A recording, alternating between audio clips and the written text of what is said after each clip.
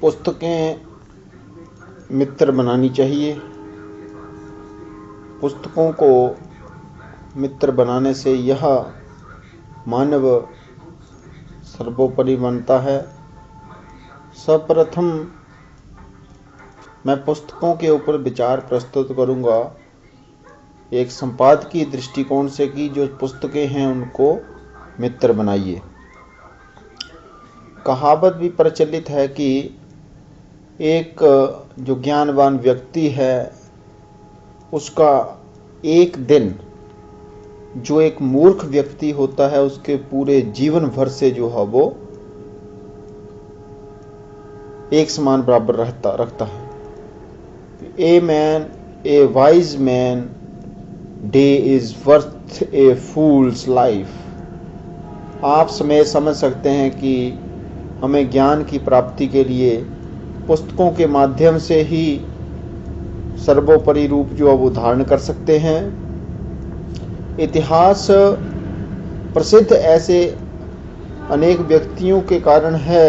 अनेक व्यक्ति हमारे इतिहास में बहुत ही प्रसिद्ध रहे हैं जो कि समस्त धन संपत्ति एवं विभिन्न सुख सुविधाओं की अपेक्षा एक अच्छे पुस्तकालय को अधिक महत्व प्रदान करते थे, क्योंकि उनके लिए पुस्तकालय में जो पुस्तकें रखी गई होती हैं वो तत्काल उपलब्ध सेवक, सहायक, मित्र, मंत्री और गुरु का जो है वो रूप प्रदान करती हैं।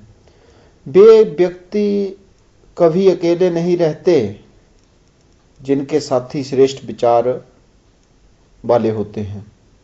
They are never alone who are accompanied by noble thoughts. These are the words spoken by the Sir Philip Sidney. और जो हमारे श्रेष्ठतम विचार हैं मुख्यतः उसमें प्रमुख रूप से दो स्रोत जो हैं वो प्रमुख रूप से कार्य करते हैं। पहला स्रोत है पुस्तकें, दूसरा स्रोत है सत्संग। सत्संग का लाभ जो है वो बिना पुस्तकों से संभव नहीं, और पुस्तकें ही मानव के लिए ज्ञान प्रदान करती हैं।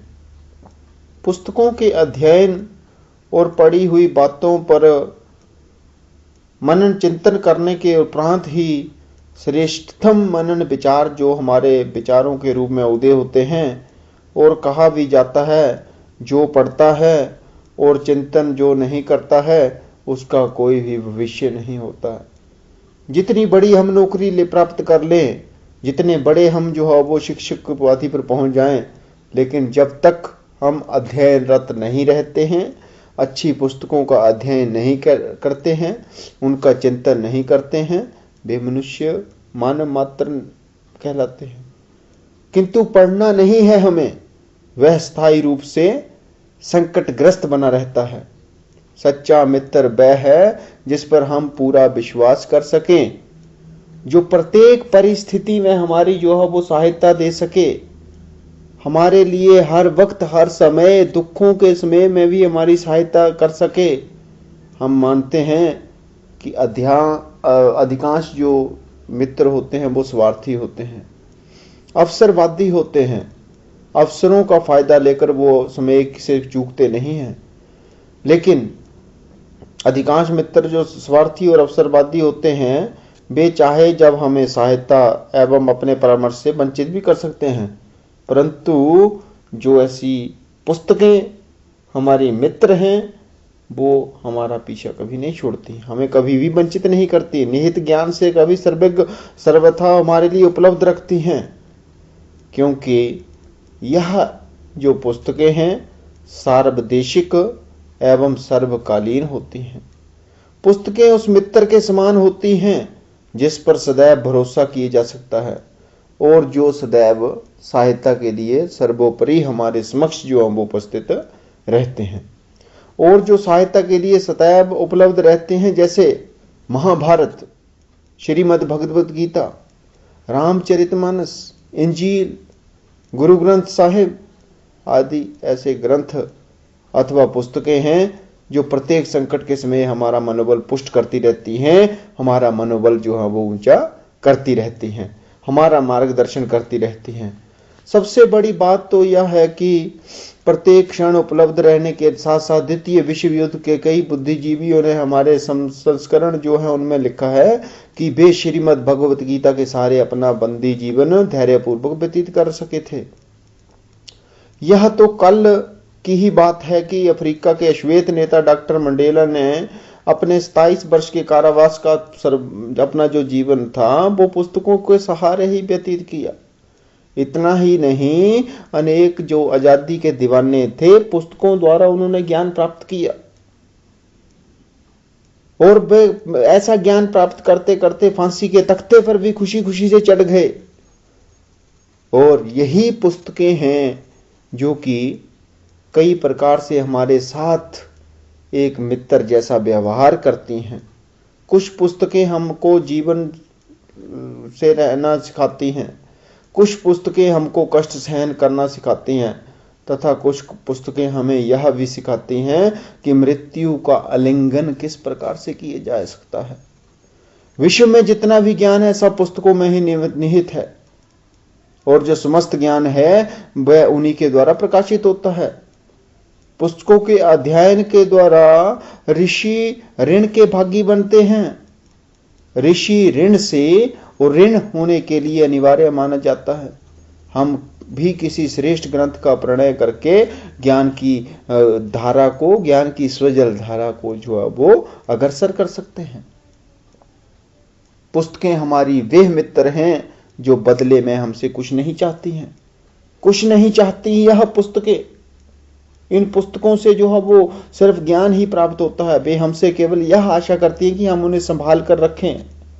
पुस्तकों की कभी भी अवहेलना नहीं करनी चाहिए, उन्हें स्वच्छ रखना चाहिए, अच्छे स्थान पर रखना चाहिए।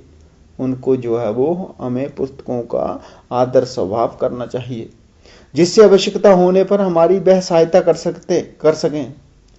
कोई नहीं जानता कि पुस्तकें हमें लोक परलोक के निर्माण की शिक्षा देती हैं। पुस्तकों के द्वारा ही हम विश्व के प्रत्येक पदार्थ, प्रत्येक विषय एवं उससे प्रत्येक घटना से संबंधित विषयों की जो वो जानकारी प्राप्त करते हैं, संबंधित ज्ञान प्राप्त कर सकते हैं। और यह पुस्तकें ही हमारे जीवन के लिए बहुत महत्वपूर्ण है। कितनी उपयोगी होती हैं इसके संबंध में कुविंदर रविंद्र की वाणी हृदय गमन करने योग्य है। नेत्रों के सम्मुख जो वस्तु पड़ी है उसे जानने के लिए भी हमें पुस्तकों का मुंह ताकना पड़ता है। और यह पुस्तकें ज्ञान प्रदान करने के अतिरिक्त एक सच्चे शुभेच्छी मित्र की भांति हमें धैर्य बंधाती हैं, साहस प्रदान करती हैं, आशा एवं स्फूर्ति का संचार करती हैं तथा हमारे लिए प्रेरणा का स्रोत होती हैं। और परमपिता परमेश्वर का ज्ञान भी हमें पुस्तक ग्रंथों से प्राप्त होता है। पुस्तकें पढ़ते समय व्यक्ति अपने आप को भूल जाता है।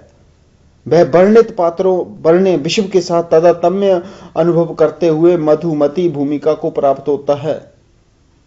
इसी तरह हमारे कई लोग हमारे शिक्षा शास्त्री शिक्षाविद भी कहते हैं इतिहास को तो जवाब है, उस पर सवाल नहीं होते। मिट्टी की कोख में हाथ डाले बिना गुलाब नहीं होते।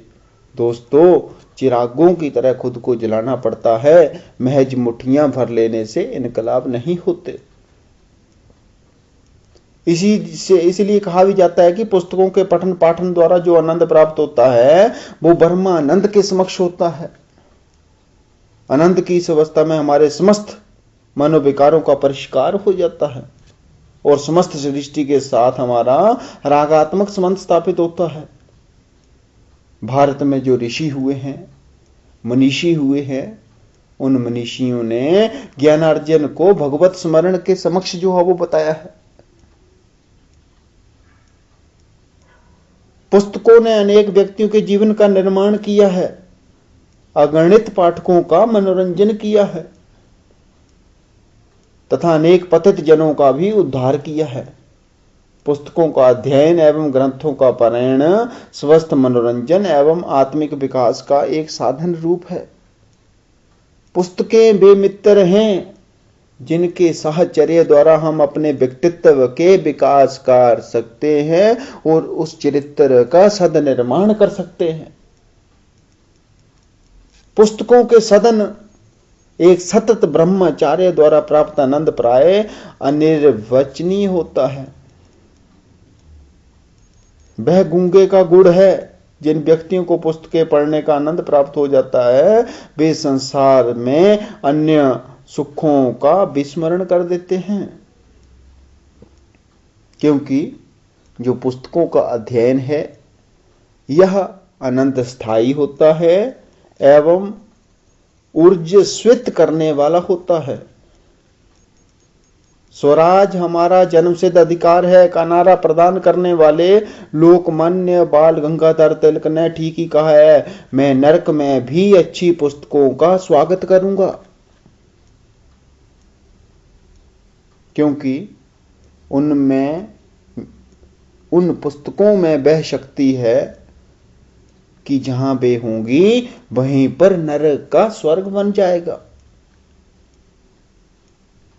पूज्य बापू महात्मा गांधी ने भी कहा है कि पुस्तकों का मूल्य रत्नों से भी अधिक है, क्योंकि रत्न बाहरी चमक दमक रख दिखाते हैं, जबकि पुस्तकें अंतःकरण को उज्जवल करती हैं। अच्छी पुस्तकों के पास होने हमें अपने भले मित्रों के साथ न रहने की कमी नहीं खटकती है। जितना ही मैं पुस्तकों का अध्ययन करता गया उतनी अधिक मुझे उनकी विशेषताएं मालूम होती गईं।